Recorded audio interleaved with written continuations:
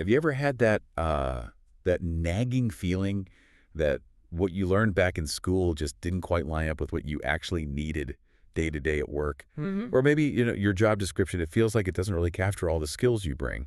Yeah, that happens a lot. It's a pretty common disconnect, isn't it? Uh-huh. Well, today we're taking a deep dive into an innovative approach, one designed to bridge that exact gap. Right. We're going to explore how job evaluation, skill coding, and a new framework are kind of aiming to revolutionize how we understand value and develop skills. In the workplace, yeah. The goal. Well, it's about making things fairer, more transparent, and ultimately more effective for everyone involved. Hmm. We'll be digging into a series of modules outlining this system, my skills manager, its core ideas, its frameworks, and how it really plans to transform learning and performance. So this deep dive is really for anyone who's wondered how we can better recognize, true human potential Absolutely. or improve workplace fairness, Mm. make learning genuinely relevant, impactful. That's the key, isn't it? Impactful. Get ready for hopefully some aha moments about why the old ways often fall short and what a truly evidence-based approach looks like. Yeah. Imagine Sarah. Let's call her Sarah. A keen young construction apprentice, maybe? Yeah. Eager, but, frustrated by outdated assessments. We'll sort of follow her journey today. So let's kick off with the core problem our sources highlight. This significant gap between education and what work really needs. Right. We often hear it, don't we? People have the qualifications on paper, but maybe lack the confidence or maturity for real-world tasks. It's a really crucial point, and it comes through strongly in the material. Yeah. What's fascinating, is how the sources pinpoint that traditional training, well, it often delivers the knowledge part, okay, A theory. exactly, the theory, but it falls short on building that practical, on-the-job confidence. Mm-hmm. Think about it. Current competency standards, Mm. often just a simple checkbox, competent, yes or no. Right, very binary. Totally. There's no indicator of the performance setting, the context, the actual workplace outcome, and qualifications, like, say, a broad certificate 3. Wow. They get a general classification. There's just no transparency about specific skill levels within that cert. So Sarah might have the certificate 3, but her boss can't easily tell what she's really capable of doing under pressure. Precisely. Or if she has the confidence to apply that knowledge independently, that's the missing piece. So it's not just what you know, but how well you can apply it and with what confidence level in a specific situation. Exactly that. That yes or no just doesn't cut it, doesn't tell the whole story. Okay. The real challenge is moving beyond that tick box. It's about providing a transparent, granular understanding of skill levels and their application. Makes sense. For Sarah, it means a system showing her growth, not just leaving it to guesswork. Right. So if the traditional methods are, let's say, missing the mark, what's the alternative? Our sources talk about job evaluation science and a push for, well, much greater transparency. But how do we actually quantify that value, in a way that reflects a role's real contribution? Yeah, that's the big question, isn't it? How can we systematically figure out the true value of different jobs and ensure fair pay? Right. The sources explain job evaluation as a systematic process. Organizations, especially the bigger ones, use it to analyze job factors. Like what sort of factors? Things like the skills needed, the level of responsibility, even the working conditions. The main goal is to create a clear, evidence-based hierarchy of jobs. A hierarchy. Yeah.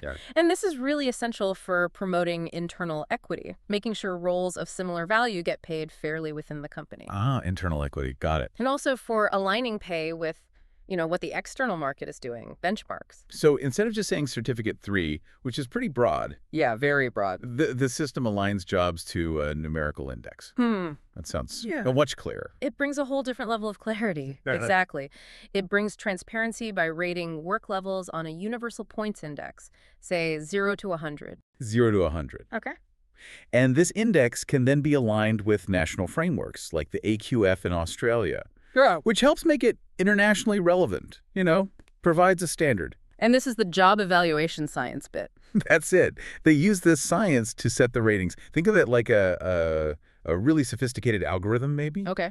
It applies multiple rules to analyze specific job factors, complexity of problem solving, communication skills needed, the impact the role has, stuff like that. Right. This creates a detailed job hierarchy, and it's measured through their performance skills rating. It's about getting way more specific than a general qualification. Okay, that sounds like it brings a lot more clarity and a stronger foundation for fairness, potentially. Definitely. Our sources lay out some core concepts behind this job evaluation science. Yeah, and if we connect this to the bigger picture, job evaluation isn't just about pay. Not really. It's more foundational. How so? It's a tool for creating a healthier, more productive, and yeah, fairer workplace. The sources highlight 4 key concepts. Okay, what are they? First, there's relative value. This means comparing jobs within an organization to figure out their worth. Okay, within the org. Crucially, it's not about evaluating how well Jane or John does the job. Right, not individual performance. No. It's about the inherent value of the role itself. This is vital for understanding fair work, how different roles contribute overall. So for Sarah the apprentice, it's her role's value compared to, say, a senior foreman's role based on what the jobs demand. Exactly. Based on the demands, not their individual performance on a given day. I see. So it's about the job's worth, not who's doing it better. Makes sense. That's right. Second concept, internal equity. A primary goal here is setting up a fair, equitable pay structure based on that determined job value.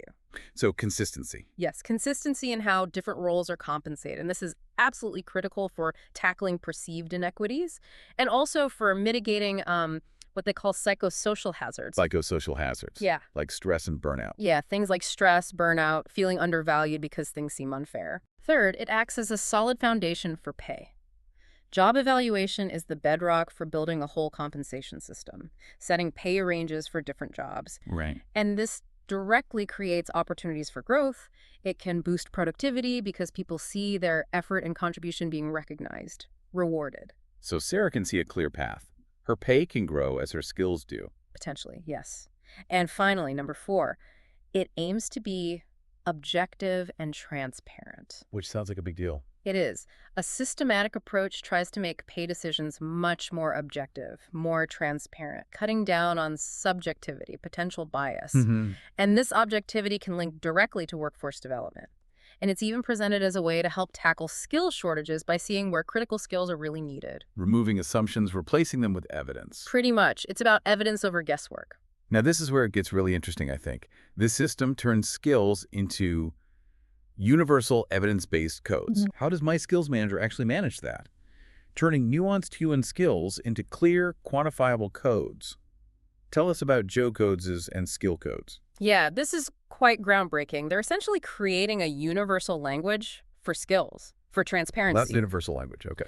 So the sources explain that JOB codes represent workplace job expectations. Basically, a detailed, coded description of what a specific role demands. Skills, responsibilities, performance levels. Okay, that's the job side. Right.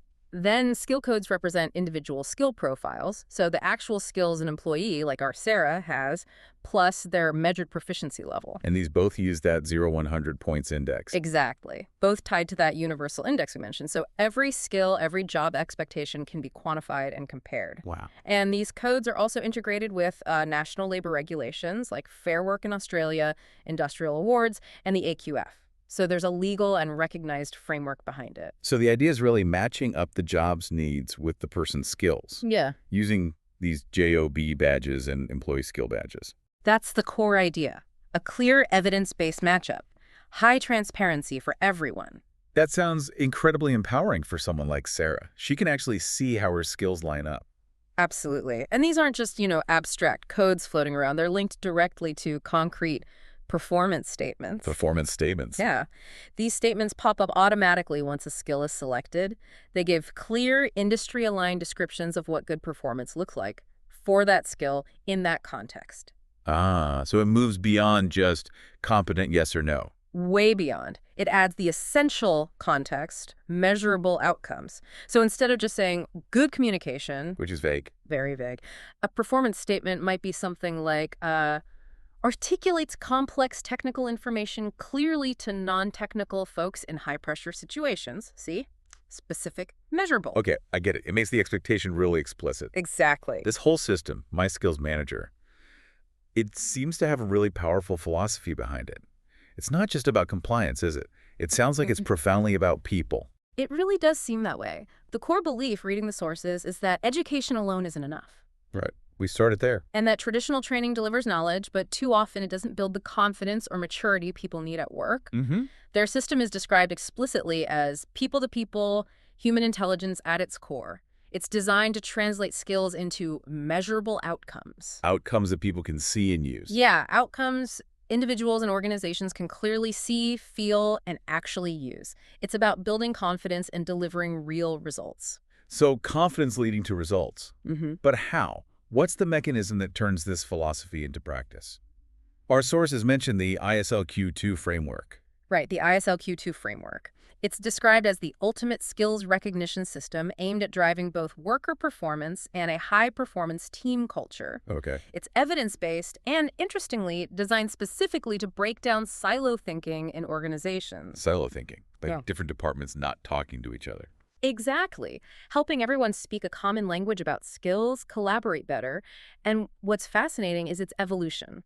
Oh, it evolves. Yeah. It started with something called the coffee model. Coffee, like the drink. Yeah, coffee. It's an acronym. It laid foundations in planning and risk management around 6 factors: control, ownership, frameworks, families, expression, and empowerment. Okay, coffee. Can you give an example? Sure.